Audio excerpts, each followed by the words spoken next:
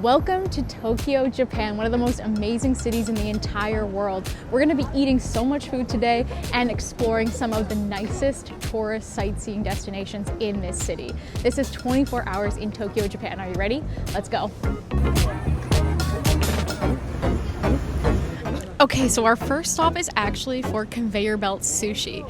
Leah is having Conveyor Belt Sushi for the first time. Can you tell us a little bit about what your experience with sushi is up until this point? Little to none. I had baked salmon sushi with you to prep me for this trip. Otherwise, literally none. Okay, Absolutely so this is none. going to be kind of like her first experience with not only Conveyor Belt Sushi, but real Japanese sushi. So we're going to head in now. Let's go.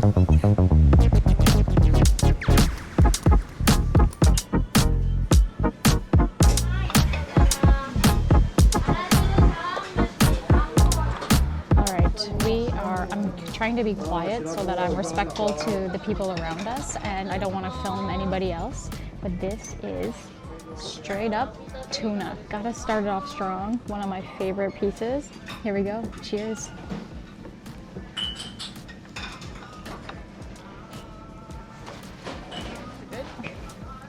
It's so good. Oh my god. Literally, the fish, it's lean, but there's an oiliness to it that I love so much. It makes it feel very tender. You feel the oil in your mouth. They serve it room temperature, so it's really easy to eat, which I find in Canada, like the sushi restaurant around where I live, the fish is quite cold. So I just find that it's a little bit more tough to eat. This just feels nice and fresh. I absolutely love it. So good.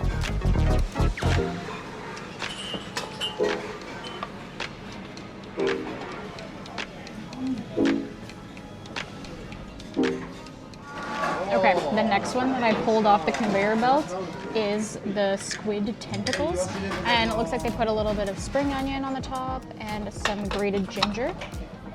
Let's try it. I feel like this one's going to be like a more textured experience. Tentacles are quite chewy. They got a little crunch to them. Very fresh. But the grated ginger on top is basically what you taste.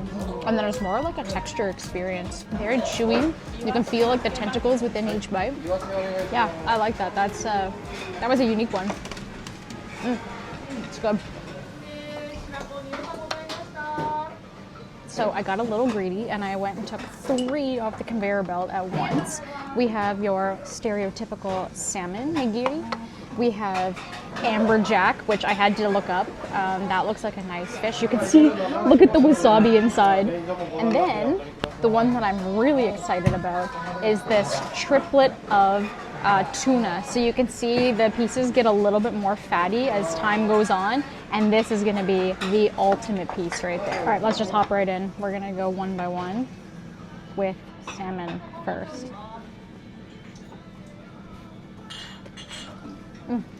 Wow, very oily. So nice. Really nice rice, really nice sushi rice. Really nice oil to the fish. It is warm in here, and the fish is served room temperature, so it's just a wonderful combination. Now, amberjack.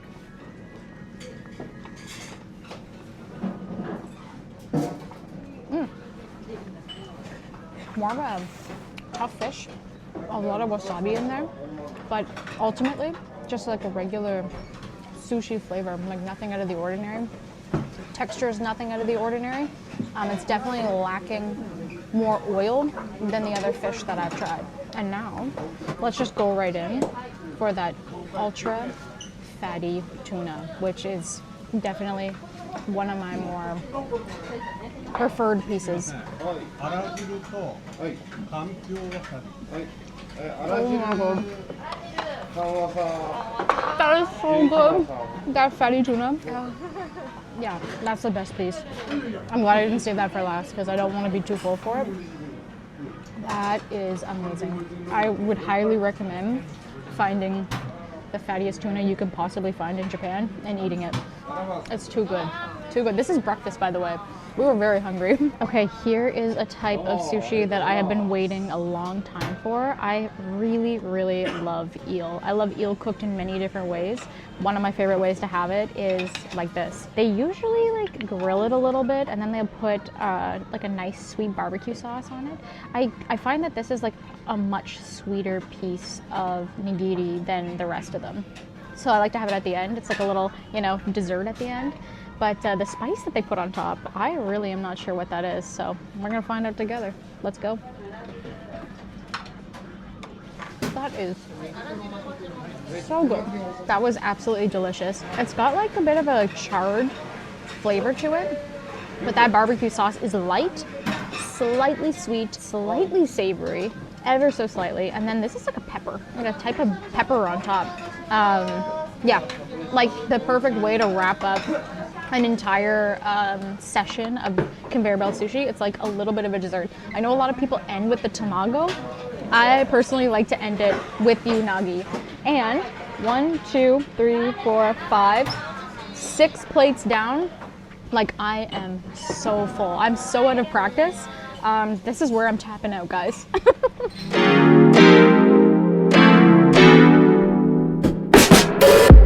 We are finished at the Conveyor Belt Sushi Restaurant. Mine was 1,400 yen, around $14 for all that premium sushi. And how much was yours? 1,020 yen. Wow, that's so good. That's so affordable compared to Canada. What are your impressions of Conveyor Belt sushi? I'm stuffed.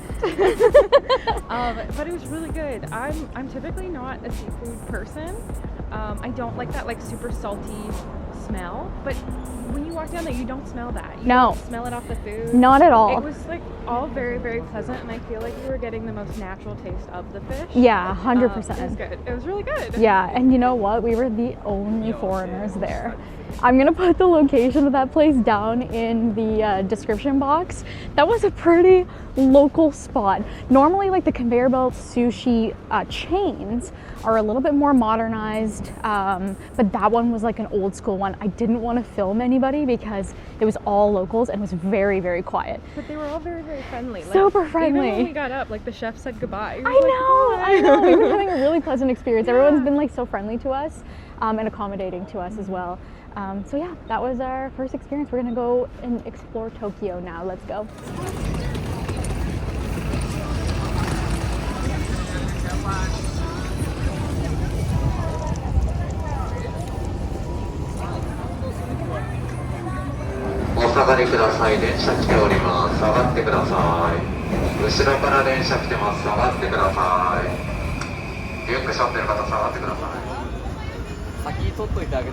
Okay, we are in Harajuku. This place is known for its unique fashion, unique people, and really cute, unique shops. It's very touristy, but it's definitely worth like walking around and seeing stuff that you've probably never seen before. So we're just gonna have a look around, see what we can find, and yeah, we'll show you as we go through this. It's really busy today.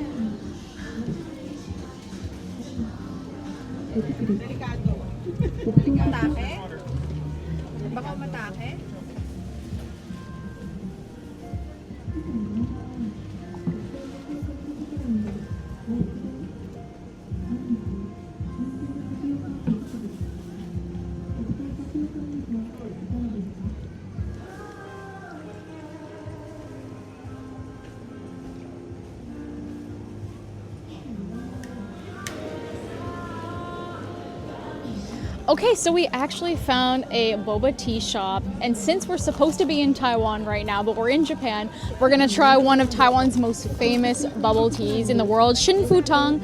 It's very famous. You can get it in many places outside of Taiwan as well. Obviously Japan. You can find them across America. And basically, brown sugar boba tea, stir it up. Oh, this thing is crazy. And it's probably gonna be so sweet. I haven't had boba tea in a long time.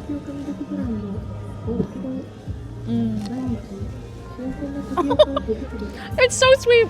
Oh my god, this is definitely a treat. Crystallized sugar, very, very sweet, and the bobas are like really fresh. Like they taste like quite warm. It's very nice. Yeah, definitely a treat to have. And Leah really wanted to have boba tea.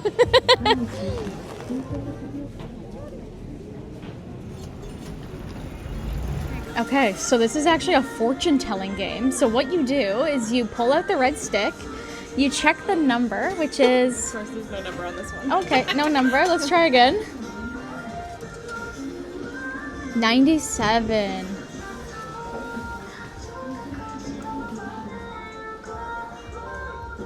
Oh, just average luck. Average luck. Let's see. Let's see what my fortune is.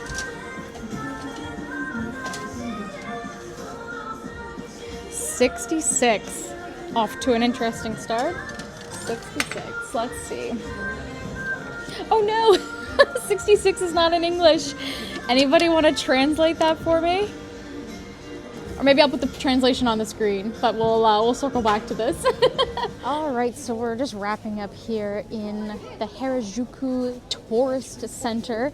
We are headed now to Shinjuku Station, where we're gonna explore some of the nightlife, the nostalgic nightlife of Tokyo. So we'll take you around there, but for now, we will see you at the next station.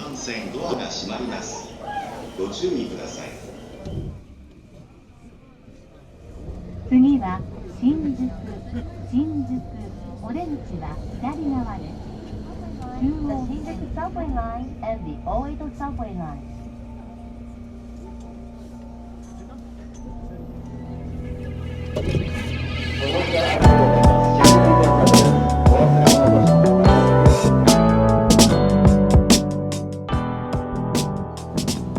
Okay, so we stopped into this tiny little izakaya. It's right off the side of the street, and we're gonna order some, I guess, Japanese street food. I ordered okonomiyaki on a stick, which I've never had before. Normally you have it on like the grill in front of you. So I'm really interested to see, and we got a drink as well. So once they start cooking and serving us the food, we'll sit down and show you what we got.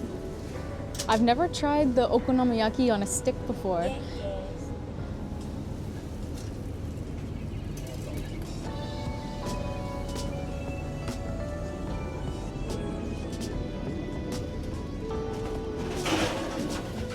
All right, we are starting off our night in this tiny little izakaya, which is so exciting because this is so, I feel like, unique to Japan, and you feel like so cozy in here. Like people have to squeeze by you. It's very tight quarters in here, but that's what kind of makes it so cozy and intimate.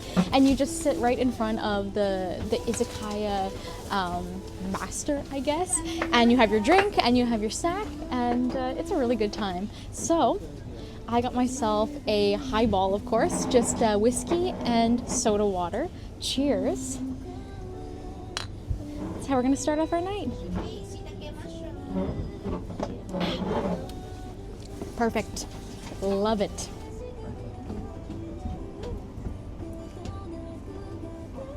Very hot. There's a sauce on it. I'm not actually sure what it is. Little barbecue sauce. Maybe. It's Yeah. salty, but it's very Oh, mild. nice. It's so good now. I love the mushroom. Yeah, and your drink's really interesting. What do you have?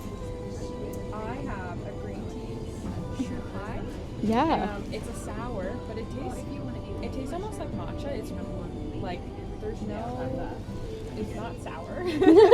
It's surprisingly green. Yeah, very green. It just tastes like exactly what you would think a green tea drink would taste like, minus the sour part. It's an alcoholic matcha drink. Pretty much. All right, I ordered something very unique that I've never seen before. Okonomiyaki on a stick. So it was pre-made, but you can see that there's probably some of the, like the dough or the, what would you call it? Like the base layer of the okonomiyaki, egg, and perhaps like some cabbage within, and then it's been topped in the kewpie mayo and then bonito flakes. Like it looks exactly what an okonomiyaki would be, but it has been made into the skewer version. So I'm gonna try to take a piece off. Oh my god, it's like very creamy. And going for a bite. I have never seen this before in my life. Is it gonna be good? I don't know. Let's find out.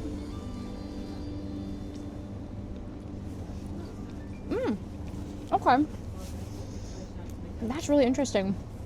It's like, because it's been pre-made, it's very soft inside. Like you can't distinguish the textures within. It's kind of like one giant potato. And then the bottom has been charred basically. So you have a nice charred flavor. The bonito is so nice. It gives it like a nice seafood flavor. And then of course the sauces just add like a tanginess to it. It's very good. Definitely unique. I've never seen it on a stick before. Look at that.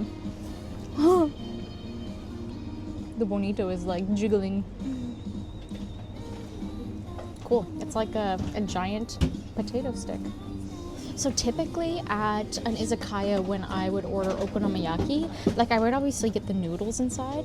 This does not have any noodles inside. It's just like the batter. And it's pretty light inside, if you can see that. Like there's not much to it. It's pretty airy. But is it ever good? Like, I'm actually really liking this. It's yummy. I definitely recommend that.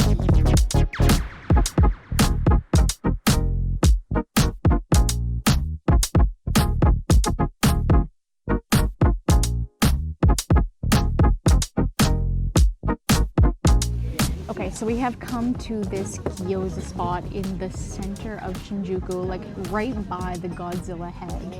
And I had it saved on my map. I have no idea why, but I decided to come here because it's open 24/7, which is crazy. You do all your ordering on an iPad, so it's very user-friendly. And we got, oh, thank you. Like I said, we got beer. I ordered acai. Leah ordered a Sapporo, and we got two different types of gyoza. One is pan-fried, one is going to be boiled. One is like a Japanese traditional style. The other one is going to be a Chinese style. And then, did we get anything else? Yeah, so two different types of gyoza and beer. So yeah, we'll show you once the gyoza has arrived. And yeah, acai beer, a classic Sapporo. We had to go, you know, classic. We have like the traditional pan-fried gyoza, and of course we have the Chinese red oil gyoza. It's been boiled, so two different styles. I'm gonna start by going in with the traditional pan-fried, and feel free to jump in. Boop, boop, boop. Little dip in soy sauce. Here we go. They're hot. Really nice and crispy on the bottom, nice and steamed on the top, filled with pork, green onion, very light, very juicy inside, very satisfying dumpling.